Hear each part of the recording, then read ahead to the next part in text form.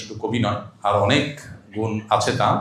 আল্লামা ইকবালের একটা কবিতার অংশ আছে, সেটা হলো তিনি বলেছেন, জু সমঝ মে আ গই ও ফির খোদা কিউ কর হুয়া। যার অর্থ হলো, যেটা আপনি বুঝে ফেলেছেন, যেটা সায়েন্স আপনি ধরে ফেলেছেন, সেটা আবার আল্লাহর কাজ কিভাবে হয়। মানে আল্লাহ তো অসীম সত্তা, যে আপনার বিবেক দিয়ে আপনি কুল কেনারা করতে পারবেন না। আপনি যদি সবকিছু বুঝেই ফেলেন, রপ্তই করে ফেলেন, তাহলে সেক্ষেত্রে আসলে আল্লাহর অসীমত্ব সেখান থেকে বোঝা যায় না। আজ থেকে ৩০০ বছর আগে যখন বিদ্যুৎ আবিষ্কার হয়নি, ওই সময়ের কোনো মানুষকে যদি বোঝানো হতো, বলা হতো যে এখানে ওয়ালে সুইচ আছে, এই সুইচগুলো সবগুলো দেখতে একরকম, আলাদা কোনো কালার টালার কিছু নেই, তাকে যদি বলা হতো তুমি এখানে জাস্ট, এখন তো টাচ সুইচ হয়েছে, মানে আপ ডাউন করতে হয় না, এখানে তুমি হাত দিবা, এই বড় ফ্যান ঘোরা শুরু করে দিবে, ওখানে হাত দিবা, লাইটগুলো সব জ্বলে যাবে। এটা যদি ৩০০ বছর আগে, যে এই বিদ্যুতের এই টেকনোলজি আবিষ্কার হওয়ার আগের মানুষ, তাকে যদি এটা বলা হতো যে ওয়ালে এখানে হাত দিলে এটা করবে, এখানে হাত দিলে আলো জ্বলবে, সে কি বলতো? বলতো একটা বড় মাপের চাপাবাজ, অথবা মাথায় কোনো সমস্যা আছে। তার কাছে এটা ইলজিক্যাল, এই কাজটা একটা অযৌক্তিক কাজ, এখানে টিপ দিলে এটা কিভাবে করবে, মানে ফাওয়ালা। যদি ঘুরেও সে বলবে অন্য কোনো কারণে ঘুরছে, এর সাথে কোনো সম্পর্ক নেই। কিভাবে সম্পর্ক আছে? কেন সে বুঝে না? কারণ সেই টেকনোলজি সম্পর্কে ধারণা নেই। আমরা অনেক কাজ করি আল্লাহর নির্দেশে, নবী সাল্লাল্লাহু আলাইহি ওয়াসাল্লামের নির্দেশে, যেটার সায়েন্স আমি জানি না। এখন আমি সায়েন্স না জানলে যদি মনে করি না এটা কেন করব, তাহলে ওই লোকের মতো অবস্থা হবে। আমি সব বুঝে ফেলবো এটা জরুরি না। আজ থেকে, এখন তো ভয়েস কমান্ডের যুগ, এখন ভয়েস যদি বলা হয় হাই শ্রী কলমক, ভয়েস কমান্ডও লাগে না, একটু আপনি হট ফিল করছেন, এসে চলবে। তাহলে আমরা যদি কোরআন এবং হাদিসের প্রত্যেকটা নির্দেশকে আমার বিবেকে বুঝে আসছে কিনা সেই কোষ্টি পাথরে যাচাই করে করে করতে চাই, এটা হবে সবচেয়ে বড় ভুল। কারণ আল্লাহর টেকনোলজি সব আমি বুঝে ফেলবো আমার বুদ্ধি দিয়ে, এটা নট নেসেসারি। বরং না বোঝাটা, সবকিছু যে বুঝবো না, এটাই হলো স্বাভাবিক। আপনি, অনেকে আছে বলে ভাই একটা মানুষ ইমানটা নাই, মানুষটা অমায়িক মানুষ, সব দিক থেকে ভালো, আপনারা মুসলমান, আপনাদের ইমান আছে বুঝলাম, কিন্তু দুই নম্বরে সব করেন। অনেকে আছে না, এইরকম একটা থিঙ্কিং আছে না আমাদের মধ্যে। আচ্ছা, এখন তারা আপনি যদি বুঝাইতে চেষ্টা করেন, কোনোভাবে বুঝাতে পারবেন না যে ভাই ইমান না থাকলে ভাই কিছু থেকে লাভ নেই, এটা বোঝানো যাবে না তাকে। সে বল ভাই আচার আচরণ ব্যবহার লেনদেন দেখেন, এই যে ইউরোপিয়ানরা, পশ্চিমারা, আমেরিকানরা দেখেন কত পারফেক্ট, এরা শুধু ইমানটা নেই, আর আপনাদের ইমান আছে শুধু, আর কিছু নেই। কিন্তু দুইয়ের ভিতরে যে আসমান জমিন পার্থক্য, এটা বোঝানো যাবে না। এটা বোঝানোর জন্য একটা এক্সাম্পলে আসে। একজন মানুষ, তিনি এই ডিজিটাল পৃথিবীর সম্পর্কে কোনো ধারণা নেই, এই টেকনোলজি সম্পর্কে ধারণা নেই, এরকম একজন মানুষ, মুরব্বী মানুষ, ওনার সামনে দুইজন লোক ঝগড়া করছে। কি নিয়ে ঝগড়া করছে? ঝগড়া করে বলছে, তিনজন মূলত, একজনকে 1 লাখ টাকা ধার দিয়েছে, আরেকজনকে 1 লাখ ধার দিয়েছে। যাকে ধার দিয়েছে, দুজনকে ধার দিয়েছে, তাদের একজনে 50,000 টাকা পরিশোধ করছে, আরেকজনে 1 টাকা পরিশোধ করেনি, বা একজনে 1 লাখই পরিশোধ করেছে, আরেকজন করেনি। এখন যে পরিশোধ করেছে তার সাথে ঝগড়া করছে পাওনাদারে। কেন? বলতেছে ভাই তুমি টাকা দিয়েছো ভুল নম্বরে, যার নম্বর দেশে তুলে খাওয়াও শেষ, এটা নিয়ে ঝগড়া করতেছে। এখন ওই যে মুরব্বী, উনি আসছে, এসে বলতেছে বাবা তোমরা কি নিয়ে ঝগড়া করতেছো? বলতেছে বাবা এই লোকটা আমার কাছ থেকে 1 লাখ টাকা ধার নিয়েছে, ধার পরিশোধও করেছে, বাট সে রং নাম্বারে দিয়েছে। বলেছে ভুলটা কি, আমারটা বোঝাও তো। বুঝেছে বাবা, সব ঠিক আছে, মোবাইল ব্যাংকিং এ পাঠাইছে, সকল ডিজিট ঠিক আছে, একটা ডিজিট শুধু ভুল হয়েছে। এখন ওই মুরব্বী যে এই ডিজিটাল পৃথিবী সম্পর্কে ধারণা নেই, আমি বলবো বাবা সব নাম্বার ঠিক আছে, টাকার অঙ্ক ঠিক আছে, একটা নাম্বার ভুল, এটার জন্য এত ঝগড়া করার কি আছে? বলবে না যে একটা নাম্বার ভুল, এটা কারণে এত ঝগড়া করার কি আছে? ও তো 1 টাকাও দেয় নাই, তুমি তার সাথে ঝগড়া করতেছো না। আরে ফুল টাকা দিছে, ফুল টাকা দিলে কি হবে? শুধু একটা ডিজিট ভুল করছে। একটা ডিজিট ভুল করলে যে পুরাটাই জলে গেছে, এটা তো চাচা বুঝবে না, কেউ বুঝাতে পারবে না তাকে। এখন শুধু ইমানটা নাই, আর সব আছে। এটা সে আখেরাতের টেকনোলজি, ওই জগৎ সম্পর্কে ধারণা না পাওয়ার আগ পর্যন্ত তার কাছে ক্লিয়ার হবে না। সো দিন বা ইসলাম যুক্তি দিয়ে চলে না। আল্লাহ বলেছেন যে যুক্তি বা বিবেক পূজার নাম যদি দিন হতো, তাহলে মোজার উপরে মাসা না করে মোজার তলে মাসা করা লাগতো। আমরা মোজার মাসা করি কোথায়? উপরে। ময়লা লাগে কোথায়? নিচেই। মাসা করতে বলছে উপরে। অনেক কিছু আমার বুঝে নাও আসতে পারে, তবে হ্যাঁ এটা ঠিক যে হজের এই বিষয়গুলোর পেছনে অন্তর্নিহিত তাৎপর্য আছে, এগুলো জানার জন্য বলেছি বিভিন্ন ইব্রাহিম ইসলামের স্মৃতি বিজড়িত বিষয়গুলো আমাদের পড়া দরকার। আমাদের একটা বক্তব্য আছে ইব্রাহিম ইসলামকে ঘিরে 1 ঘন্টার উপরে, এটা ইউটিউবে আছে। সেখানে ইব্রাহিম ইসলামের পুরো জীবনীটাকে আমরা আনার চেষ্টা করেছি। হজের সাথে ইব্রাহিম ইসলামের সম্পর্ক অত্যন্ত সুনিবিড়, তাকে জানা দরকার, সেই জায়গা থেকে ওইটা আপনারা শুনতে পারেন। এরপরে প্রশ্ন, এজেন্সি থেকে বিমানবন্দরে এহরাম সবাইকে করে ফেলতে বলে বা সবাই করে ফেললে আমি যদি একাকী থাকি তাহলে একা একা মিকাত অতিক্রম করার সময় এহরাম বাঁধতে হবে কিনা? যদি আগে থেকে নিয়ত করে ফেলেন ওকে, তাহলে সেটাই, এবং পরে আর আলাদা করে করার কিছু নেই, আপনার ওইটাই নিয়ত হিসাবে ধর্তব্য হবে। বিদায় তওয়াফ 10 তারিখ বা 11 তারিখ বা তার আগে যদি এজেন্সি করাতে বাধ্য করে, তা করলে ধারাবাহিকতা নষ্ট হবে? সেটি না করলেও আমি একা হয়ে যাওয়ার সম্ভাবনা থেকে যাবে, করতে সমস্যা হবে পরে, এক্ষেত্রে করণীয় কি? যদি কোনো এজেন্সি, অনেক এজেন্সি এই কাজ করে, খুবই দুর্ভাগ্যজনক, বিদায় হজ আগে করায়, আগে করলে হবে না, আপনাকে আবার করতে হবে। বিদায় হজ আগে কেন করায়? এজেন্সির লোকদের টার্গেট থাকে নির্দিষ্ট সময় বাস ছাড়তে হবে, শেষ মুহূর্তে বিদায় তওয়াফ করতে দিলে হাজী সাহেবরা অনেকে দেরি করে হোটেলে আসে, অনেকে আগে আসে, ঝামেলা তৈরি হয়। তো এই ক্ষেত্রে নিয়ম হলো হাজী সাহেবদেরকে সঠিক গাইড করা, সেটা এজেন্সিগুলো করতে পারে না, এটা তাদের ভুলটা হাজী সাহেবদের উপরে চাপায়। বিদায় তওয়াফের টাইম হলো, নবী সাল্লাল্লাহু আলাইহি ওয়াসাল্লাম বলেছেন বাইতুল্লাহর সর্বশেষ কাজ হবে বিদায় তওয়াফ, এরপর আর কোনো কাজ থাকবে না। কিভাবে হতে পারে? বাসগুলো সাধারণত নামাজের পরে ছাড়ে, যে কোনো নামাজের পরে 2 টাইম বেশিরভাগ ছাড়ে, মদিনা যান আর এয়ারপোর্ট যান, সাধারণত 2 টাইম ছাড়ে, জোহরের পর বা ফজরের পর, অন্য কোনো টাইমও হতে পারে, বাকি এই 2 টাইম বেশি। কারণ অন্য টাইমগুলোতে মাগরিব এশার সময় বাস ঢুকতে দেয় না, বাস দূরে থাকে। কারো ফ্লাইট যদি ওই টাইম হয় তাহলে সেক্ষেত্রে দূরে নিয়ে যাবে। আপনার কাজ হবে যে কোনো এক ওয়াক্ত নামাজকে সামনে রেখে আপনি তওয়াফ করবেন। ফর এক্সাম্পল, আপনার বাস ছাড়বে সকাল 7টায়, টাইম দেওয়া আছে, তাহলে আপনি বিদায় তওয়াফ করবেন ফজরের আগে। ফজরের আগে তওয়াফ শেষ করে বিদায়ী তওয়াফের পরে আপনি শুধু ফজরের ফরজ নামাজের জন্য অপেক্ষা করবেন, আর কোনো অপেক্ষা হবে না। ফজর নামাজ শেষ, আপনি বের হয়ে হোটেলে চলে আসবেন, প্রিপারেশন নিয়ে গাড়িতে উঠে যাবেন, ব্যাগ তো গোছায় রেখে যাবেন, শুধু বিদায়ী তওয়াফ করে নামাজ পড়ে এসে আপনি গাড়িতে উঠে যাবেন নাস্তা খেয়ে, এতটুকু। এটা হলো বিদায়ী তওয়াফের ক্ষেত্রে নিয়ম। আমরা যদি 2 দিন বা 3 দিন আগে বিদায়ী তওয়াফ করে ফেলি, ওইটা নফল তওয়াফ হয়ে যাবে, ওইটা বিদায়ী তওয়াফ হিসেবে যথেষ্ট হবে না, আপনাকে আবার তওয়াফ করতে হবে। হজ শেষে দেশে ফিরে আসার পর যদি আমার মনে পড়ে যে কোনো ভুল ত্রুটির ফলে আমার উপর দম ওয়াজিব হয়েছে, উল্লেখিত অবস্থায় দম কোথায় বা কিভাবে আদায় করতে হবে? খুবই গুরুত্বপূর্ণ প্রশ্ন। পরে জেনেছেন যে দম ওয়াজিব হওয়ার মতো কাজ হয়েছে, বাট আপনি দম আদায় করেন নাই, তাহলে কি করবেন? উত্তর হলো, তখন আপনি আপনার তরফ থেকে যে কাউকে দিয়ে আপনি দম দেওয়াবেন। এখন তো অনলাইনে দমের টাকা পেমেন্ট করা যায়, বাংলাদেশে বসে পেমেন্ট করতে পারেন, সৌদিতে আপনার পক্ষ থেকে দম আদায় হবে। দম হিসাবে যে ছাগল বা দুম্বা কোরবানি করতে হয়, সেটা বাংলাদেশ বা পৃথিবীর অন্য কোথাও যা হলো হবে না, ওটা মক্কাতেই হতে হবে। মক্কাতে হওয়ার পর সেটা ডিস্ট্রিবিউশন যে কোনো জায়গায় হয়ে যেতে পারে। তো যেহেতু আপনি দেশে চলে আসছেন, মক্কা যাওয়ার সুযোগ নাই, তো সেক্ষেত্রে আপনি অনলাইনে দমের টোকেন কিনলে আপনার তরফ থেকে সৌদি সেই সরকারি এজেন্সি দম দিয়ে এটা ডিস্ট্রিবিউশনের ব্যবস্থা তারা করে, এটা আপনি করতে পারেন। আর চাইলে কোনো হাজি যাচ্ছেন, তার মাধ্যমে আপনি করাতে পারেন যে আমারটা আপনি করে দিয়ে, অনলাইনেও আপনি টোকেন কিনে এটা করতে পারেন। এখানে প্রসঙ্গত একটু বলে রাখি, অনেক এজেন্সি একটা বড় অপকর্ম করে, সেটা হলো হাজিদের কাছ থেকে টাকা নেওয়ার সময় একটা দমের টাকা নিয়ে রাখে। কোরবানির টাকা তো আছেই, এক্সট্রাভাবে একটা কিসের টাকা নেয়? দমের টাকা।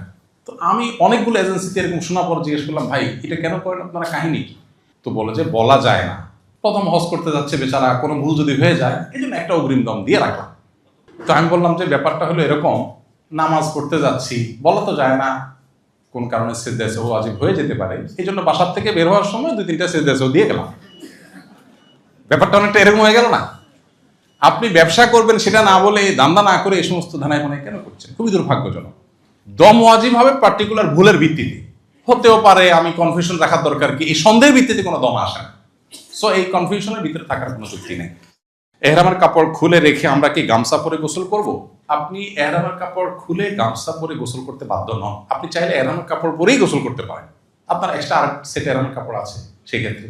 আবার আপনি চাইলে না এহরাম কাপড়টা ভেজাবো না আমি, সেক্ষেত্রে আপনি এহরামের কাপড় খুলে আপনি গামছা পরে গোসল করতে পারেন, কিন্তু আপনি লুঙ্গি পরে গোসল করবেন না।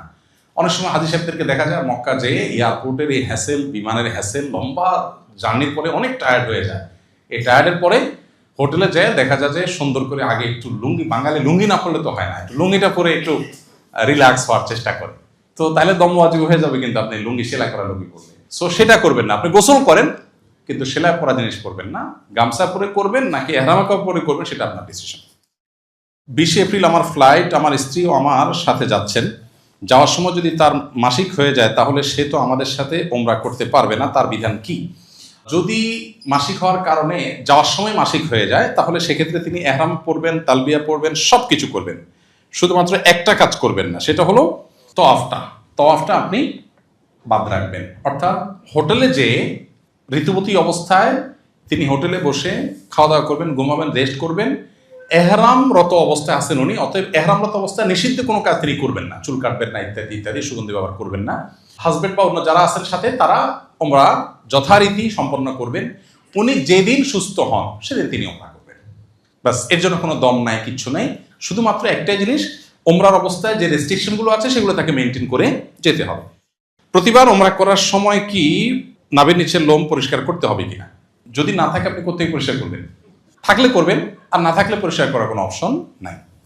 মদিনা থেকে মক্কায় ফেরার সময় ওমরা বা হজের এহরাম কোনটি করতে হবে? মদিনা থেকে মক্কায় ফেরার সময় আপনি যদি মদিনা আগে যান তাহলে এহরাম যেটা পড়বেন এটা একসাথে হজ এবং ওমরা দুইটার নিয়ত করবেন, কারণ আপনি দুইটাই করতে যাচ্ছেন, প্রথমে ওমরা পরে হজ। যেটা আমরা বিমানে উঠে করি সেটা আপনি মদিনার ওখান থেকেই করবেন। আচ্ছা, এরপরে হলো অর্থ এবং বিভিন্ন কার্ড ইত্যাদি কোথায় রেখে যাওয়া নিরাপদ? খুবই গুরুত্বপূর্ণ প্রশ্ন। সাধারণত হোটেলগুলো সেফ থাকে, তারপরে হোটেলগুলোতে মাস্টার কি থাকে, ওখানে হোটেলে যারা পরিচ্ছন্নতা কর্মী তারা যে কোনো সময় ঢুকতে পারে। এই জন্য খুব ভালো হয় যদি টাকা পয়সা আপনি ওখানে কোনো লকার থাকে, লকার রেখে যান। সব হোটেলে লকার থাকে না, ম্যাক্সিমাম হোটেলগুলোতে লকার থাকে না। সো সেক্ষেত্রে যেটা হয় যে কার্ড বা টাকা পয়সা এগুলো আপনার সাথেই রাখতে হবে। হোটেল রাখতে পারেন, কিন্তু হোটেলে 100% গ্যারান্টি দেওয়া কঠিন। তবে এটা ঠিক যে সিসি ক্যামেরা যেহেতু আছে, কেউ ঢুকলে বের হলে এটা বের করা সম্ভব। আমাদের দেশের মতো না যে সেখানে কেউ চুরি করে পার পেয়ে যাবে। তবে পাসপোর্ট সাথে রাখার কোনো যুক্তি অন্তত তওয়াফের সময় নাই, কারণ হারাবার ভয় থাকে। পাসপোর্ট হারানোর হ্যাসেল এটা তো আর বলে শেষ করা যাবে না, কারণ আপনাকে আউট পাস নিতে হলে এম্বাসি থেকে অনেক হ্যাসেল নিতে হবে। এই জন্য সব হারাই গেল, পাসপোর্টটা যেন না হারায়, এই জন্য পাসপোর্টটা রুমে রেখে যাবেন। রুমে রেখে গেলে পাসপোর্ট হারাবার ভয় নেই। টাকা পয়সাটা রুমে যদি আপনি আপনার লাগেজের মধ্যে রেখে লক করে যেতে পারেন সেটা সবচেয়ে সেফ, লকার না থাকলে। আর না হলে সাথে বেল্টের মধ্যে নিরাপদে নিয়ে যেতে পারলে সেটা আপনার ব্যাপার। হাজরা আসওয়াদে কি আতর লাগানো থাকে? হাজরা আসওয়াদে আতর লাগানো থাকে, কিন্তু যেই পরিমাণ লোক ওখানে প্রতি মুহূর্তে প্রতি সেকেন্ডে যত লোক মোছে, ওই আতর কোথায় থাকবে, ওটা কোথায় ব্যানিশ হয়ে চলে যায়। সো ওটা নিয়ে আমাদের টেনশন করার কোনো কারণ নেই। মক্কা মদিনা মিনা আরাফাত মুজদালিফায় নামাজ কসর হবে কিনা? যদি আপনি শর্ট প্যাকেজের হাজি হন, মক্কায় 7-8 দিন 9 দিন থাকেন, তাহলে তো আপনার কসর হবেই, আপনি মুসাফির সেই হিসাবে। আর এর বাইরে কসর হবে কিনা এটা নিয়ে ওলামাদের দুইটা মত আছে। একদল ওলামাদের মত হলো যে হজের অংশ হিসেবে মিনা মুজদালিফা আরাফা সকল নামাজ কসর হবে, হজের অংশ হিসেবে, কারণ নবী সাল্লাল্লাহু আলাইহি ওয়াসাল্লাম এখানে কসর করেছে। আর অন্য ওলামাদের কথা হলো যে নবী সাল্লাল্লাহু আলাইহি ওয়াসাল্লাম মুসাফির ছিলেন সেই হিসাবে কসর করেছেন, অতএব এটা পার্ট অফ হজ না। বিধায় যারা ফুল প্যাকেজের হাজি, মক্কায় 15 দিন থাকার নিয়ত আছে, তারা এখানে কসর করবে না, তারা পুরো নামাজ পড়বে। তো এটা নিয়ে ওই যে তাবুগুলোতে ইখতিলাফ হয়, মত পার্থক্য হয়, সেজন্য আমরা বলি যারা কসর পড়বেন, কেউ একজন নামাজ পড়ালেন 2 রাকাত নামাজের পরে, যিনি পুরো নামাজ পড়তে চান সালাম ফেরানোর পরে তিনি 2 রাকাত প্লাস করে ফেলেন, বা শেষ হয়ে গেল। আলাদা করে এটার জন্য গন্ডগোল ফাসাদ বা আলাদা গ্রুপিং করার দরকার নেই। দুর্ভাগ্যজনক হলো আমাদের বাংলাদেশিদের তাবুগুলোতে শুধুমাত্র এগুলো নিয়ে গ্রুপিং হয়, আমরা গ্রুপিং অ্যাভয়েড করব। মুসাফির বা শর্ট প্যাকেজের হাজি বা যিনি 2 রাকাত নামাজ পড়ার মতটাকে উপর আমল করেন, তিনি ইমামতি করলেন, তার পিছনে বাকি যারা আছেন যদি কেউ এক্সট্রা 2 রাকাত পড়তে চান সালাম ফেরানোর পরে প্লাস করলেন। বিষয় হলো যে একদল ওলামাদের মতে মিনা মুজদালিফা আরাফার নামাজগুলো হলো পার্ট অফ হজ হিসেবে সব কসর, কারণ নবী সাল্লাল্লাহু আলাইহি ওয়াসাল্লাম কসর করেছেন, শেষ, দ্যাটস ইট। হানাফি ফকিহগণ, ফুকাহে কেরাম এবং অন্য ফকিহের মতে যদি আপনি মুসাফির না হন, 15 দিনের বেশি থাকেন, তাহলে সেক্ষেত্রে আপনি ফুল নামাজ পড়বেন, না হলে আপনি কসর পড়বেন। তো আমি কসর পড়ি, আমি সাধারণত কসর পড়ি। আমি বলি যারা পুরো পড়তে চান তারা পরে 2 রাকাত প্লাস করে নেন, শেষ। 10 জিলহজ মক্কায় হোটেলে অবস্থানে থাকা যাবে কিনা? 10 জিলহজ রাতে মক্কায় হোটেলে থাকা যাবে না, মিনায় থাকবেন, এটাই সংখ্যাগরিষ্ঠ আলেমদের মত, এটাই নবী সাল্লাল্লাহু আলাইহি ওয়াসাল্লামের সুন্নাহ। যদি আপনি অসুস্থ হয়ে যান, কোনোভাবে মুভ করা সম্ভব না হয়, তাহলে সেক্ষেত্রে আপনি মক্কায় হোটেলে থাকতে পারেন। কেউ ভুল করে 10 জিলহজ ছোট চামড়ায় পাথর নিক্ষেপ করে ফেললে কি করণীয়? ভুল করে যদি ছোট চামড়া পাথর মারার কোনো অসুবিধা নেই, তা আলাদা কোনো কিছু দমটম দিতে হবে না। বড় চামড়া মেরেছেন কিনা সেটা হলো মেন। যদি মেরে থাকেন তাহলে ছোট চামড়াটা অনর্থক কাজ হিসেবে বিবেচিত হবে। 10 তারিখে ইহরাম খোলার পর কি কেটস পরা যাবে? হ্যাঁ, 10 তারিখে আপনি যখন পাথর মেরেছেন আর চুল চেঁচেছেন, তারপরে তো আপনি সাধারণ যে কোনো পোশাক পরতে পারেন, অতএব আপনি কেটস পরতে পারেন, আপনি মোজা পরতে পারেন, যে কোনো সাধারণ পোশাক আপনি পরতে পারবেন। এরপরে প্রশ্ন হলো বিমানে ওযু এবং নামাজের নিয়ম কি? খুবই গুরুত্বপূর্ণ একটি প্রশ্ন। বিমানে আমাদের ওযু এবং নামাজ পড়তে হবে নাকি মাফ? পড়তে হবে।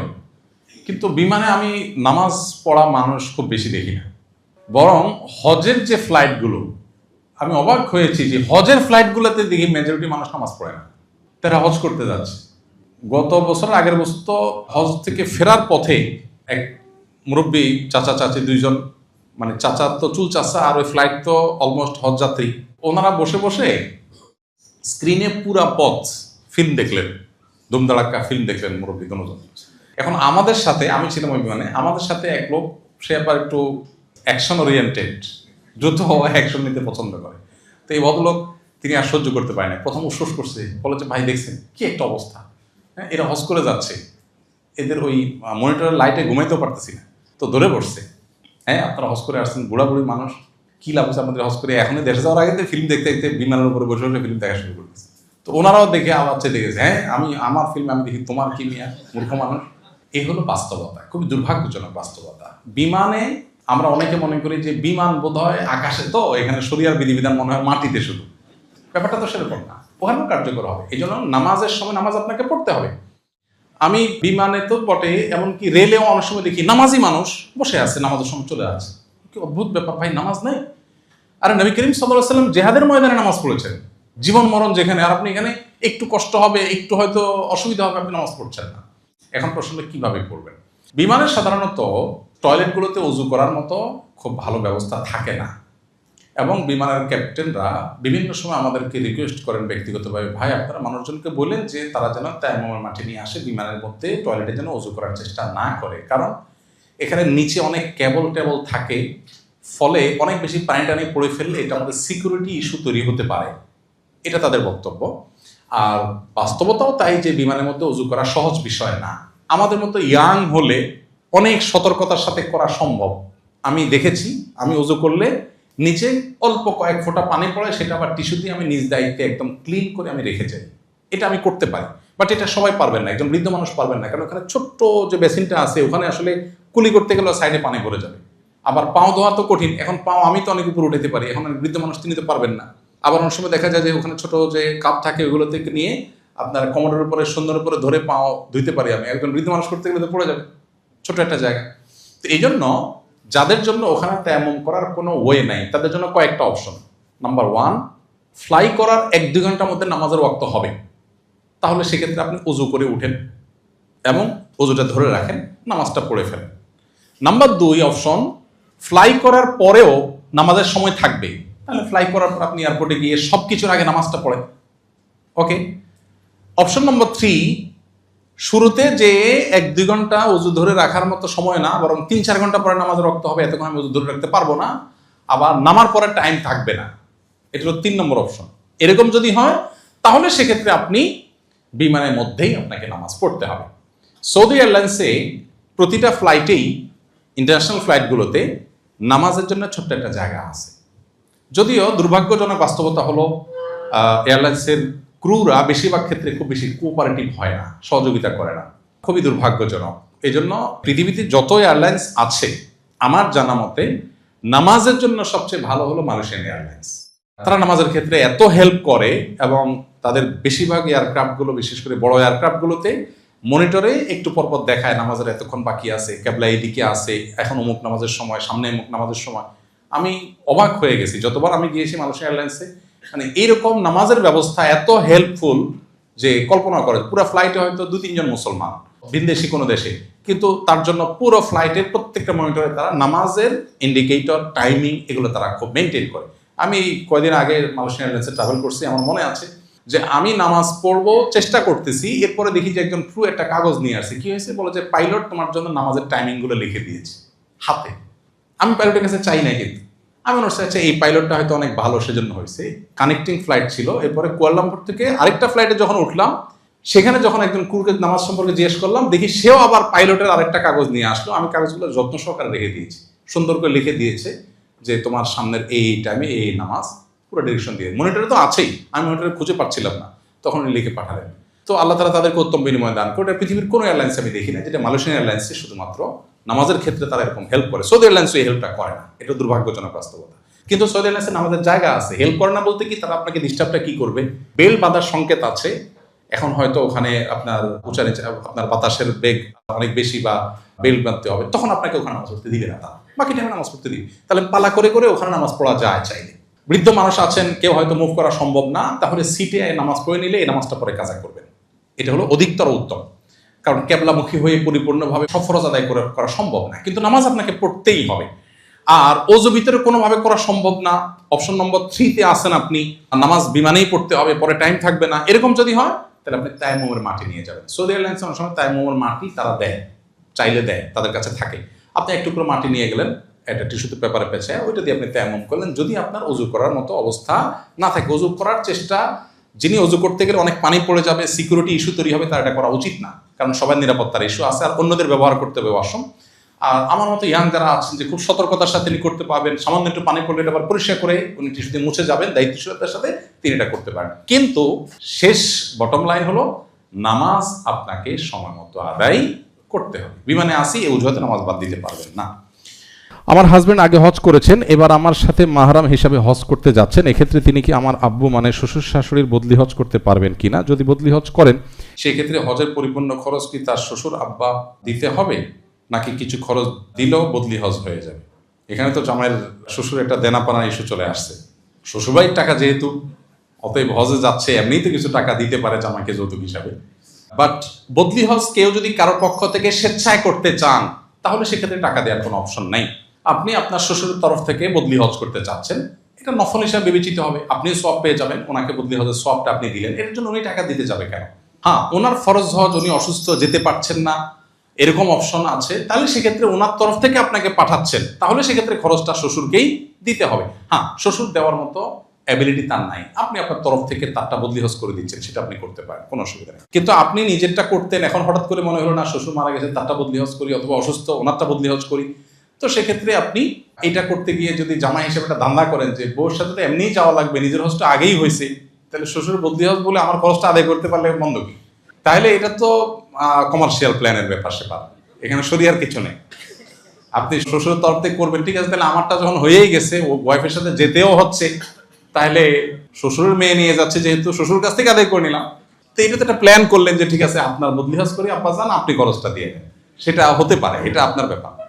তওয়াফ করার সময় ওযু নষ্ট হলে তায়াম্মুম করলে হবে কিনা, ইন্টারেস্টিং এবং দরকারি প্রশ্ন। তওয়াফের সময় ওযু থাকতে হয়, সাইর সময় ওযু না থাকলেও চলবে। সাই করতে করতে ওযু ছুটে গেছে, অসুবিধা নেই, অবশ্য সাই কমপ্লিট করতে পারবেন, কিন্তু তওয়াফের সময় ওযু থাকতে হবে। এখন কথা হলো তওয়াফের সময় যে ওযু থাকতে হবে, ওযু ছুটে গেছে কি করবেন? দুটো অপশন আছে। এক হলো ফুল বাহিরে এসে আপনি আবার ওযু করে যেতে পারেন, কিন্তু শুধু ওযুর জন্য বাহিরে যাওয়ার প্রয়োজন নাই। মাসআলাগতভাবে মাঝখানে ওযু করে যদি আবার তওয়াফ করেন, শুরু থেকে করতে হবে না, যেখানে ওযু ছুটছে ওখান থেকে বাকিটা কন্টিনিউ করলেই হবে। ওযুর কিন্তু ব্যবস্থা মাতাফে আছে, অনেক হাজিরা জানেন না এটা। একটু পেছনে আসলেই যেদিক দিয়ে ঢুকেন, বিশেষ করে কিং ফাহাদ, কিং আব্দুল আজিজ, এই সমস্ত গেটগুলো দিয়ে ঢোকার পর সিঁড়ির নিচে ওযুর ব্যবস্থা আছে, এখানে ওয়াশরুম নাই, ওযু আছে। অতএব ছেলেদের মেয়েদের উভয়ের জন্য ওযুর ব্যবস্থা আছে। ওযু ছুটে গেলে এখানে এসে ওযু করে আবার আপনি বাকিটা কন্টিনিউ করবেন। সাইতে শেষ চক্করে যখন মারওয়া পৌঁছাবো, তখন মারওয়াতে আর কোনো জিকির বা দোয়া করা যাবে কিনা? না, এটা বলেছি আমরা, শেষ চক্করে একদম শেষ হয়ে গেছে, তখন আর দোয়া জিকির নেই। 10 জিলহজ দিবাগত রাতে মিনা অবস্থান করতে হয়, সেক্ষেত্রে তওয়াফে জিয়ারা করে কতক্ষণ সময় মিনা রাত্রি যাপন করলেই চলবে?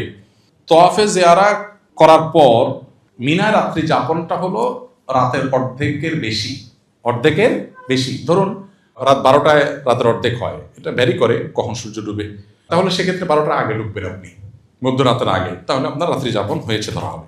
আমি আমার হাজবেন্ড একসাথে হজে যাচ্ছি ইনশাআল্লাহ, আমারও আমার স্বামীর মধ্যে তর্ক হয় খুব, তাই এর জন্য করণীয় একটু জানাবেন। তর্ক করলে একটু চিকেন দম দিয়ে দিবেন।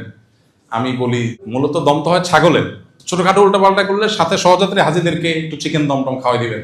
গত বছরের সম্ভবত একটা হজের একটা ইন্টারেস্টিং অভিজ্ঞতা আছে আমার। এক হাজব্যান্ড ওয়াইফ, দেখে বোঝা যায় তারা খুবই প্র্যাকটিসিং মানুষ, ভদ্রলোকের মুখে দাঁড়িয়ে আছে, ভদ্রমহিলা খুব পর্দা মেনটেন করেন।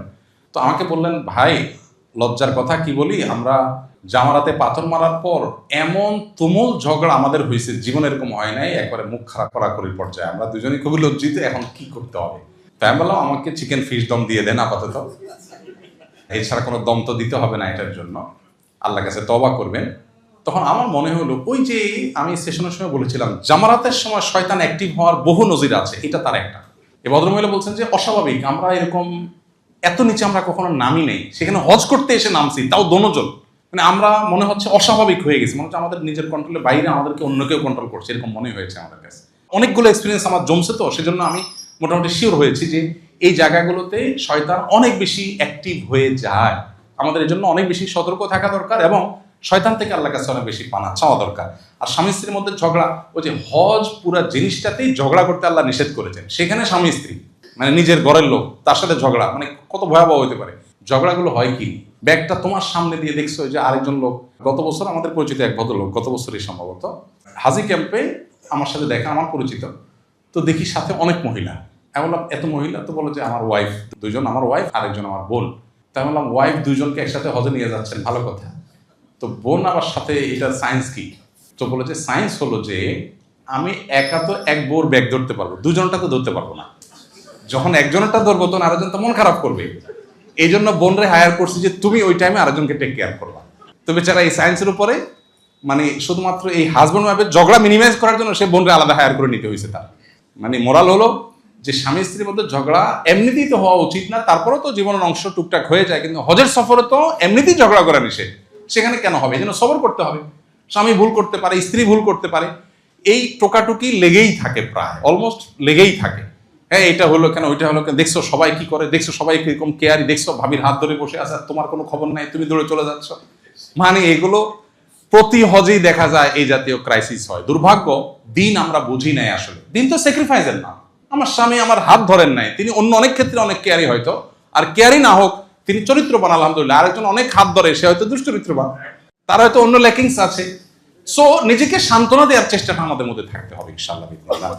এরপরে যদি ঝগড়াঝাটি হয়ে যায় তাহলে ওই যে মুরগির দম, ছাগলের দম, অন্য কোনো দম দিয়ে দিবেন। মার সাথে মারহাম হিসাবে ছেলের বয়স কত হলে ভালো হয়? প্রাপ্তবয়স্ক হতে হবে। সে প্রাপ্তবয়স্ক হওয়ার ডেফিনেশন সরকারি ডেফিনেশন না, শরিয়ার ডেফিনেশন। শরিয়া প্রাপ্তবয়স্কর যে ডেফিনেশন দিয়েছে এটা হলো অনেক যৌক্তিক, অনেক লজিক্যাল। এখন সারা দুনিয়াতে কোনো দেশে প্রাপ্তবয়স্কের বয়স 18, 20, এটা যদি মনে হয় যে ঠিক আছে, আইন প্রণেতারা এটাকে 35 করে দিল যে তার নিচে শিশু, আইনত তাই এর পিছনে লজিক্যাল কোনো গ্রাউন্ড নাই। ভাই 18 কোন হিসাবে, 16 না কেন, 20 না কেন, কোনো যুক্তি নেই।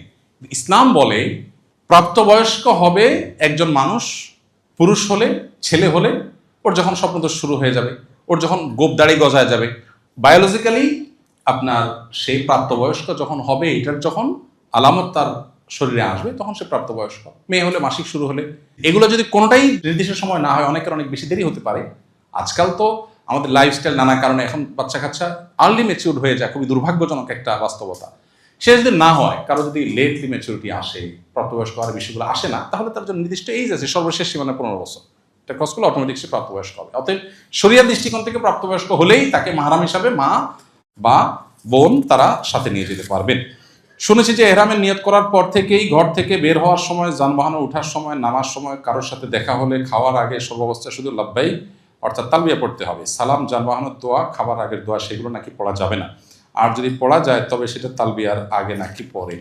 আমি প্রথম শুনছি এ ধরনের ভুয়া কথা, মানে কথা তো ভিত্তিহীন, সেটা শোনাটাও প্রথম। এরকম কোনো কথা নেই। তালবিয়ার মানে এই না যে সালাম করা যাবে না, সালাম দিবেন, সালাম দিয়ে আগে পরে তালবিয়া করবেন, এর সাথে সাক্ষাতের করা যাবে না, দোয়া দরুদ পড়া যাবে না, এমন কিছু না। সবকিছুই স্বাভাবিকভাবে করবেন, ফাঁকে ফাঁকে আবার তালবিয়াও আদায় করবেন। ইহরামরত অবস্থায় রাতে ঘুমানোর সময় মহিলারা মাথা খোলা রেখে, অর্থাৎ ওড়না বা হেজাব ছাড়া ঘুমাতে পারবে কিনা? হ্যাঁ, কারণ ছাড়িতেও ঘুমাবেন, মাথা ঢাকবেন না, তো মাথা মুখ ঢাকবেন না। এহরামরত অবস্থায় কি মহিলারা মাথা খোলা রাখতে পারবে যদি পর্দার অসুবিধা না হয়? এহরামরত অবস্থায় তো মুখ ঢাকবেন না, মাথা ঢাকবেন। বাহিরে যখন যাবেন তখন পর্দার স্বার্থে মুখও ঢাকবেন, যাতে করে মুখের সাথে কাপড় লেগে না থাকে, সেই চেষ্টাটা করবে যথাসম্ভব। মহিলারা কি হজে স্বর্ণ পরিধান করতে পারবেন কিনা? মসজিদে হারামে জুমার দিন পুরুষরা নামাজ পড়বে, মহিলারা মসজিদে অবস্থান করলে কিভাবে নামাজ আদায় করবে? মহিলারা যদি জুমার দিন মসজিদে নামাজ পড়েন তাহলে পুরুষদের মতো জুমাই পড়বেন, আলাদা কোনো অপশন নেই। আর যদি হোটেলে পড়েন তাহলে জোহর পড়বেন। আর স্বর্ণ পড়তে পারেন, কোনো অসুবিধা নেই। স্বাভাবিক সময়ে তিনি যেরকম গহনা পড়তেন ওই একই গহনা তিনি এহরামরত অবস্থায় পড়তে পারবেন। মুজদালিফায় ছাতা মেলে ঘুমালে কি খোলা আকাশের নিচে ঘুমানোর হুকুম তরক হবে? খোলা আকাশের নিচে ঘুমাইতে হবে এমন কোনো বাধ্যবাধকতা নাই তো। ওখানে তো মুজদালিফায় সরকার তাবু দেয় না কেন? 2 কারণে। নাম্বার 1, এত ছোট্ট একটা জায়গায় এত মানুষের জন্য তাবুর অ্যারেঞ্জমেন্ট করা সম্ভব না। নাম্বার 2, মুজদালিফা থাকে কয়েক ঘন্টা, এই কয়েক ঘন্টার জন্য তাবু তো আসলে দরকার হয় না। সেই কারণে এখন যদি কেউ কারো প্রয়োজন হয় তাবু দিয়ে দেওয়ার, সে আলাদা নিজে দিয়ে নেয়, তো তার হজের কোনো ক্ষতি হবে না। ওমরার সময় মুলতাজিম বা হজরে আসওয়াদ ধরতে যাওয়া যেহেতু আতর লেগে যাওয়ার ভয় আছে, আবার নফল তওয়াফে তো কাবার পাশে বর্তমানে যাওয়াই যায় না, তাহলে করণীয় কি? মুলতাজাম ধরা বা হাজর আসওয়াদ পাথর চুমা দেওয়া এগুলো তো জরুরি না কোনোটা। যদি সম্ভব না হয় আপনি ধরবেন না। নবী করিম সাল্লাল্লাহু আলাইহি সাল্লাম ধরেন নাই।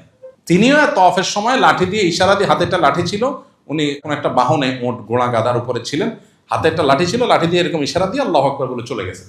উনি যদি যেতে চাইতেন তখন তো এত ভোট ছিল না, সব সাহাবীরা সরে যেত, সবাই জায়গায় করে দিত, উনি চেষ্টা করেন নাই। তার মানে কি ভিড়ের মধ্যে ঢেলাঢেলি করার নির্দেশনা নাই, সো দরকার কি এটা করা? নফল তওয়াফের সময় ভিড় থাকে যদিও, তারপরে আপনি 30-40 দিনের প্যাকেজের মধ্যে ডেফিনেটলি এমন কিছু টাইম পাবেন যখন একটু ভিড় কম, বিশেষ করে যখন হজের পরের দিনগুলো হবে, আপনি সারাক্ষণ মাথায় পড়ে থাকেন, শুকনো খাবার টাবার ড্রাই ফ্রুট খেজুর টেজুর রাখেন, পড়ে থাকেন, আপনি চান্স একবার না একবার দেখবেন পাবেন।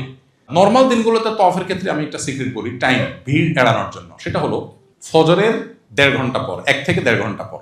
এই 24 ঘন্টা টাইমের মধ্যে সবচেয়ে রিল্যাক্স টাইম এটা, কারণ ফজরের পরপর একটা গ্রুপ তওয়াফ করে, ফজরের পরপর নেমে যায়, খুব ভিড় হয়।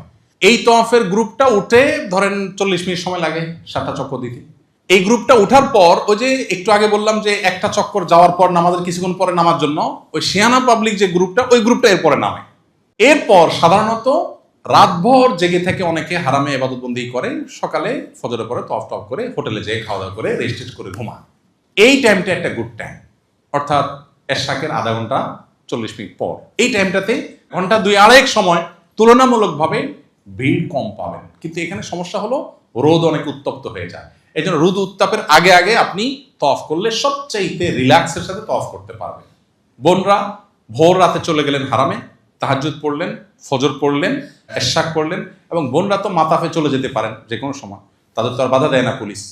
অতএব মাতাফে যে নামাজ পড়লেন, বসে থাকলেন, ফজরের ঠিক 1.5 ঘন্টা পর আপনি তওয়াফ করতে, আপনি দেখবেন যে ভিড় অনেক কমে গেছে, কারণ মানুষ হোটেলে চলে যায়, তখন খাওয়া দাওয়া নাস্তার জন্য চলে যায়। এই টাইমটা গ্যাপ থাকে। আবার 10টা-11টার পর থেকে আবার জোরের আগে 2 ঘন্টা আগে থেকে মানুষ আসা শুরু হয়। এগুলো একটু প্ল্যান করে করলে দেখা যায় যে কষ্ট অনেক কমে যায়। হজের কার্যক্রম যখন করব তখন কি সর্বাবস্থা উযু থাকা জরুরি? না, মোটেই না। সর্বাবস্থা উযু রাখা কি সম্ভব এত লম্বা সময়? জরুরি না। প্রস্রাব পায়খানা জনিত অসুস্থতা থাকলে একটু পরপর কি ওয়াশরুমে গিয়ে চেক করা জরুরি, নাকি আল্লাহর উপর তাওয়াক্কুল করব? এটা এক রকমের ওয়াসওয়াসার রোগ, এটাকে প্রশ্রয় দেওয়া যাবে না। অহেতুক পেশাব আসছে কি আসে নাই আমি একটু পরপর চেক করি, এটা একটা রোগ, এটাকে প্রশ্রয় দেওয়া যাবে না। বরং নবী সাল্লাল্লাহু আলাইহি ওয়াসাল্লাম বলেছেন, কারোর পেশাবের পর ফোঁটা আসছে কিনা অহেতুক সন্দেহ হলে সে ভিজা হাত এরকম ছিটা দিবে। অনেকের অহেতুক সন্দেহ তৈরি হয়, এগুলোকে পাত্তা দেওয়া যাবে না। হ্যাঁ, যদি সিরিয়াসলি আপনার এরকম সমস্যা থাকে তাহলে তো আপনি চেক করবেন, কিন্তু সিরিয়াসলি না হলে, অহেতুক হলে সেটাকে অ্যাভয়েড করবেন। যদি মনে হয় না প্রবল সম্ভাবনা আছে 10 বার চেক করলে 8 বারই আমি পাই, তাহলে সেক্ষেত্রে আপনি অবশ্যই চেক করবেন। এক্ষেত্রে আরেকটা প্রশ্ন দেখছিলাম আরেক ভদ্রলোকের, সম্ভবত এখানে আছে, লিখছেন যে কোনো কাপড় টাপড় দিয়ে রাখতে পারবেন কিনা? পারবেন, অসুবিধা নেই, কোনো কাপড় দিয়ে রাখতে পারেন, কিন্তু সেলাই সহ এই যে জাঙ্গিয়া ইত্যাদি আপনি পড়তে পারবেন না। অনেকে হতে পারেন এমন বয়স্ক মানুষ সবসময় পেশাব পায়খানা আসতেই থাকে, অসুস্থ মানুষ, তাহলে সেক্ষেত্রে মাজুর হিসাবে তিনি ওই যে বড়দের যে প্যাম্পার্স আছে সেগুলো ব্যবহার করতে পারবেন। হাঁটু ব্যথার কারণে মলমে ম্যান্থল এর সুঘ্রাণ থাকলে সেটা ব্যবহার করা যাবে কিনা? উত্তর হলো না, সুঘ্রাণ ব্যবহার করতে পারবেন না। এখন কথা হলো যে না থাকলে তাহলে করবেন কি? বিকল্প অন্য কোনো অবস্থা, আপনি পেন ক্লিয়ার খাবেন, অন্য কিছু দিয়ে বেঁধে রাখবেন যাতে করে পেন না হয়। একান্ত যদি হয় যে এমন অসুবিধা যেটা কোনো বিকল্প এটা ছাড়া নাই, সেক্ষেত্রে করা যাবে। কেরান হজ করতে ওমরার সাই শেষ করার পর চুল কাটতে হবে কিনা, যেহেতু এহরাম খুলে হালাল হচ্ছি না? কেরান হজকারী ব্যক্তি ওমরা করবেন, ওমরা করার পর মেইন হজ করবেন, মাঝে যে গ্যাপটা আছে এই গ্যাপটাতে তিনি সবই করবেন, শুধু এহরামের কাপড় অবস্থায় থাকবেন, এহরামের কাপড়টা শুধু খুলবেন না, এছাড়া বাকি এজওয়াল সবই চলবে। 10 তারিখ জামারায় পাথর নিক্ষেপ করেই কোরবানি ও মাথা মুন্ডন ফরজ, আগে তওয়াফ ও সাই করে ফেলা যাবে কি না? 10 তারিখে জামারায় পাথর নিক্ষেপ করে কোরবানি এবং মাথা মুন্ডন ছাড়া তওয়াফ করতে পারবেন। হজের যে ফরজ তওয়াফ, এটার জন্য কোরবানি বা মাথা মুন্ডন জরুরি না, আগে পরে হলেও সমস্যা নেই। হজের সময় এহরাম বেঁধে মিনায় তাঁবু থেকে বের হয়ে আরাফায় যে গোসল করতে চাইলে এহরাম খুলে ফেলা যাবে কিনা? ভালো একটা মাসালা প্রসঙ্গত আছে। আরাফায় গিয়ে একটু ফ্রেশ হয়ে গোসল করা ভালো, উত্তম, মুস্তাহাব। বিশেষ করে আপনার অনেক ভিড় থাকে, গরম থাকে, ফ্রেশনেসের জন্য দরকার হয়, কিন্তু সেখানে গোসলের ভালো কোনো ব্যবস্থাপনা নাই। শুধু টেপ আছে কিছু, বালতি বা টুকটাক কিছু পাবেন বোতল, এগুলো দিয়ে বসে সবার সামনে গোসল করতে হবে। আলাদা ওয়াশরুমের মধ্যে কোনো কোনো জায়গা ক্ষেত্রে গোসলের ব্যবস্থা থাকতে পারে, না থাকলে ওই পাইপ দিয়ে করতে হবে। 2টা ব্যবস্থাপনা আছে। এখানে খুবই গুরুত্বপূর্ণ একটা বিষয় হলো মা বোনদের জন্য, সেটা হলো মেজরিটি হাজিদেরকে দেখা যায় মহিলারা পর্দার কোনো বালাই নেই। অনেক পুরুষরা আছে, আপনারা প্রস্তুতিমূলক সেশনে দেখছেন, হোটেলে দেখা যাচ্ছে আপনার ওয়াইফ একটা রুমে অন্য মহিলাদের সাথে আছে, আপনি সেখানে হনহন করে ঢুকে যাচ্ছেন, সেখানে অন্যজনের ওয়াইফ আছে। মিনাতে আরাফাতে তাবুতে মহিলাদের তাবু, আপনার ওয়াইফ আছে, আপনি তাকে দূর থেকে ডাক দেন, ফোন কল দেন না, আপনি ডাইরেক্ট ঢুকে যাচ্ছেন। আমাদের একবার হজের সময় একজন চাচা ছিলেন, চাচার নাম ভুলে গেছি, খুব সবাই চাচার নাম মুখস্থ করে ফেলছে। চাচা একটু পরপর চাচিরে ডাকে, একটু পরপর চাচিরে ডাকে, ডাকেন চাচা, দূরের থেকে ডাকেন না, চাচা ভিতরে ঢুকে যায়, কোনোভাবে চাচা ঠেকানো যায় না। মানে এটার জন্য বহুত আইন মোকদ্দমা করে ওকে শেষ পর্যন্ত ঠেকানো যায় না বেচারাকে, কোনোভাবে সে নিয়ন্ত্রণই করতে পারে না। ওখানে তো মিনা মজদালেফাতে স্বামী স্ত্রী একসাথে কোটিপতি হলেও থাকার কোনো সিস্টেম নেই, আলাদাই থাকতে হয়। তো এখানে মা বোনরা অনেকে পর্দা বোঝেন না, অনেক পুরুষরাও পর্দা বোঝেন না। পর্দা না বুঝলে আপনার হজ করার মানে কি দাঁড়াবে, এই জন্য পর্দাটা আমাদের বোঝা উচিত। মক্কার হারাম শরীফে কি দুখল মসজিদ নামাজ পড়া যাবে? পড়া যাবে না, পড়তে হবে। শুধু প্রথমবার যাওয়ার পর আপনি পড়বেন না, ডাইরেক্ট অফ করবেন, আর বাকি প্রত্যেকবারই ঢুকেই পড়বেন। নফল তওয়াফের উদ্দেশ্যে এহরাম পড়ে বারে বারে যাওয়া উচিত কিনা? না, এটা আমরা নিষেধ করেছি, প্রতারণা হয়। এহরামের জন্য তাওয়াল ক্রয় করার পর দেখি দুইটা পার্টই সমান, অর্থাৎ দুইটাই 4 হাত করে, কোনো অসুবিধা নেই, বড় ছোট হওয়া কোনো জরুরি না, তো আপনি সামলাতে পারলে হলো, পর্দা রাখলে হলো। এরপরে একজন লিখেছেন, এই বছর আমি এবং আমার স্ত্রী দুজনে একসাথে হজে যাচ্ছি, আমাদের হোটেল মক্কায়, হোটেল লুলু আল তাওহিদ। আমরা দুজনে মক্কাতে আপনার হজের সেশনে যেতে চাই। এটা হচ্ছে হুদুদ, এদের সাথে যোগাযোগ করতে পারেন যদি সুযোগ থাকে, সাধারণত সুযোগ কম থাকে, নির্দিষ্ট জায়গা থাকে, যোগাযোগ করতে পারেন। বিমানে কি এহরামের কাপড় পরা যাবে কিনা, সেক্ষেত্রে অজু বা তায়াম্মুম লাগবে কিনা? এহরামের কাপড়ের জন্য অজু তায়াম্মুম আবশ্যক না, আর বিমানে এহরামের কাপড় পরা খুবই কষ্ট করে, এত মানুষ আপনি কিভাবে করবে? যদি করতে চান আপনি করতে পারেন, একটু কষ্ট হবে, টাইট হবে, ওয়াশরুমে তো কোনোভাবে সম্ভব না, নাপাক লেগে যাবে, বা ছোট্ট জায়গা আপনার সিটের সামনেই আশপাশে কোথাও দাঁড়া আপনাকে করতে হবে, কিন্তু অজু বা তায়াম্মুম জরুরি না। হজের সময় দ্বিতীয় তৃতীয় চতুর্থবার ওমরা করলে সে ওমরাকে নিজের জন্য করা যাবে না অন্য কারোর জন্য করা যাবে, দুইটাই করা যাবে। মক্কায় পৌঁছে হোটেলে গিয়ে গোসল করলে এহরামের কাপড় খুলতে হবে, তারপর আবার পড়তে হবে, তাহলে কি আবার এহরামের কাপড় পরা নিয়ত করতে হবে? না, প্রথম যেটা আছে ওইটাই নিয়ত। আমি 2017-তে সম্ভবত আম্মাকে নিয়ে হজ করছি, এখন আমি আমার বাবার বদলি হজ করার জন্য যাচ্ছি। হজ করেছেন, এখন বদলি হজ করতে যাচ্ছেন, এর জন্য আলাদা কোনো নিয়ম আছে কিনা? অনেকে বদলি হজ করতে যাচ্ছেন, কোনো আলাদা নিয়ম নাই, শুধুমাত্র এহরামের কাপড় পরে যখন লাব্বাইকা হজ্জান লাব্বাইকা উমরাতান বলতেছেন, তখন বলবেন আল্লাহ আমার বাবা বা অমুকের তরফ থেকে লাব্বাইকা হজ্জান। মুখে না বললেও চলবে, অন্তরে আপনার ইচ্ছা আছে যে অমুকের তরফ থেকে করতেছেন, দ্যাটস ইট। আর বাকি কাজ সব অ্যাজ ইউজুয়াল, আলাদা কোনো কিছুই নাই, শুধু নিয়তটা শুরু করবেন যখন, যে এটা তার তরফ থেকে করতেছি আল্লাহ, এই ইন্টেনশনটাই যথেষ্ট। পিতামাতা আর্থিকভাবে স্বাবলম্বী না হলে এবং সন্তানের উপরে হজ ফরজ হলে সন্তান কি পিতামাতাকে হজে না পাঠিয়ে নিজে হজ করতে পারবে কিনা? আমাদের দেশে এটা বহুল প্রচলিত একটা ভুল ধারণা যে বাবা মাকে আগে হজ করাইতে হয় তারপর সন্তান হজ করতে, এটা ভুল ধারণা। বাবা মার হজের সাথে কোনো সম্পর্ক নেই, তাদের টাকা নেই, তাদের উপর আবশ্যক হয় নাই, আপনার টাকা হচ্ছে আপনার উপর আবশ্যক হবে। হ্যাঁ, সামর্থ্য থাকলে তাদেরকেও করেন, নিজেও করেন, কিন্তু টাকা আপনার ফরজ হয়েছে, আপনার আছে, আপনার উপর ফরজ হবে, সো আপনারটা দেখতে হবে। এহরাম পড়ার আগে এহরাম নিয়ত করার পর কি 2 রাকাত নামাজ পড়া সুন্নাহ? 2 রাকাত নামাজ অনেক ওলামাদের পড়া সুন্নাহ, কিন্তু দলিলের দিক থেকে এটাকে সুন্নাত বলা যায় না, আসলে এত স্ট্রং দলিল নাই। এহরামে পড়ার পর নবী সাল্লাল্লাহু আলাইহি ওয়াসাল্লাম ফরজ নামাজ পড়েছেন, কোন কোন বর্ণায় নামাজ পড়ার কথা আছে, এটা মূলত কোনো ওয়াক্তের ফরজ হলে সেটা, না হলে ওযু তো করেছেন এহরামের সাথে। সৌদি আরবের শেখ বিন বাজ রাহিমাহুল্লাহ বলতেন যে ওযু তো করছেন, তো ওযুর নিয়তে 2 রাকাত নামাজ পড়ে ফেলেন, এহরামের জন্য তো ওযু করছেন, তাহিয়াতুল ওযু পড়ে ফেলেন। আচ্ছা, এহরামের পড়ার আগে কি সুগন্ধি দেওয়া যাবে কিনা? গায়ে লাগাতে পারেন, কাপড়ে না। তওয়াফ সাইর সময় বাংলায় সব রকম দোয়া করা যাবে কিনা? সব রকমের দোয়া করা যাবে। মিনা এহরাম অবস্থায় সুগন্ধি দেওয়া যাবে কিনা? না, এহরাম অবস্থায় সুগন্ধি আর কোনো হাতে, গায়ে, শরীরে কোথাও ব্যবহার করা যাবে না। মিকাতে নিয়ত করার পর কি আমরা 2 রাকাত সালাত আদায় করব নাকি বাসায় আদায় করব? মিকাতে যদি নিয়ত করেন তাহলে মিকাতেই 2 রাকাত নামাজ পড়বেন, ওইটা ওযুর। জীবিত এবং মৃত ব্যক্তির নামে ওমরা করা যাবে কিনা? জীবিত এবং মৃত ব্যক্তির তরফ থেকে ওমরা করা যায়। আমি আমার মায়ের বদলি হজ করব, ওনার উপরে হজ ফরজ ছিল, উনি করতে চেয়েছিলেন কিন্তু ওসিয়ত করে যেতে পারেননি, উনি অনেক অসুস্থ ছিলেন। আমাদের ফ্লাইট 18 এপ্রিল, হজে কেরান আমার জন্য কষ্টকর হয়ে যাবে, তামাত্তু করতে পারবো কিনা? অবশ্যই করতে পারবেন, তামাত্তু করা যাবে না এমন কোনো কথা নাই বদলি হজে। দ্বিতীয় প্রশ্ন, আমি তো হজে দমে শকর করবো, এছাড়া বাংলাদেশে আলাদা কোরবানি দিতে হবে কিনা? এটা কমন প্রশ্ন। যারা সচ্ছল আছেন বাংলাদেশে আলাদা আপনার পক্ষ থেকে কোরবানি হবে, এটা আলাদা। আর হজের কোরবানি যেটা, তো কোরবানি না, ওটা মূলত দমে শকর। অতএব সচ্ছল মানুষ হলে আপনার দেশে আপনার পক্ষ থেকে আলাদা কোরবানি অ্যারেঞ্জমেন্ট আপনি করবেন। ওযুর সাথে নিয়তের সম্পর্ক আছে কিনা? ঘুম থেকে উঠে ওযু ভেঙে যায়, তখন ওযুর নিয়ত করতে হবে কিনা? না, ওযুর সাথে নিয়তের সম্পর্ক নেই। আপনি বিমানে যখন মিকাতে নিয়ত করছেন তখন তো ওযু নাই বেশিরভাগ ক্ষেত্রেই, সো আপনার ওযুর জন্য, নিয়তের জন্য আলাদা ওযু করার দরকার নেই। কোরবানি যেহেতু সরকারের ক্ষেত্রে, এক্ষেত্রে আমাদের করণীয়, আপনার কোনো করণীয় নেই, আপনি কোরবানি হোক না হোক এটা নিয়ে মাথা ব্যথা করার দরকার নাই, কারণ হইলে আপনার নিয়ন্ত্রণের বাইরে এটা। যাদের পেশাবের সমস্যা আছে ওই সময় আলাদা কোনো কাপড় লজ্জাস্থান দিয়ে সুরক্ষা করা যাবে কিনা? যাবে, সেটা সহ কিছু না পড়লেই হলো। হাজর আসাদের সরাসরি চুমু দেওয়া এবং দূর থেকে হাত উঁচু করে ইশারা চুমু খাওয়ার ফজিলত কি একই? দায় মুক্তি একই। যে হাজর আসাদ চুমু খেলো, যে দূর থেকে ইশারা দিল, দায়িত্ব আদায়ের ক্ষেত্রে, সুন্নাহ আদায়ের ক্ষেত্রে সবাই সুন্নাত আদায় হয়ে গেছে সমান। তবে ওইটা সরাসরি স্পর্শ করার যে মর্যাদা, সেটা হাত দিয়ে ইশারা হবে না। কিন্তু ওইটা করতে গিয়ে আবার মানুষকে কষ্ট দিতে গেলে সেক্ষেত্রে আবার ওই যে লাভ লস হিসাব করে লসের পাল্লাই ভারী থাকবে। সালাত আদায় নিষিদ্ধ সময়ের বিধান কি মক্কা ও মদিনা শরীফের জন্য প্রযোজ্য? অবশ্যই প্রযোজ্য। অনেকে বুঝে না, নিষিদ্ধ সময় নামাজ পড়ে, খুব দুর্ভাগ্যজনক একটা বিষয়। বিশেষ করে সবচেয়ে বড় সমস্যাটা হয় জুমার দিন। জুমার দিন কি হয়, গোটা সৌদি আরবে জুমার আজান দুইটা যে হয়, এর ভিতরে জুমার প্রথম আজান এটা বিশেষ করে হয় হলো অনেক আগে। বুঝে আসছে কথা? অনেক সময় অনেক আগে হয়। আবার অনেক সময় হয় যে যখন আজান হয়েছে তখন আসলে নামাজ নিষিদ্ধ সময়ের টাইম চলতেছে, এরকম হয়। তো আপনাকে দেখতে হবে জোহরের ওয়াক্ত হয়েছে কিনা। জোহরের ওয়াক্তের ঠিক আগ মুহূর্তে, ওয়াক্ত স্টার্টের আগ মুহূর্তে নামাজ পড়া যাবে না। এটা মক্কা মদিনার জন্য সেম জিনিস প্রযোজ্য। কিন্তু এখানে দেখবেন সারাক্ষণ নামাজ পড়তেছে মানুষ, কোনো বিশেষ বিধিনিষেধ তারা মেনটেন করেন, এটা ভুল। জুমার দিনে ফজিলত কি একটি জামে মসজিদে শুধু একজন পাবেন নাকি অনেকেই পেতে পারেন? যদি এটা হজ রিলেটেড প্রশ্ন না, তারপর পড়ে ফেলছে যেহেতু বলি, জুমার দিনে মসজিদে আগে প্রবেশ করলে আগে ফজিলত পাবে, পরে গেলে পরে পাবে। ফজিলত সবাই পাবে, কিন্তু কম বেশি হবে। যে যত আগে যাবে যে তত বেশি ফজিলত পাবে, যে যত পরে যাবে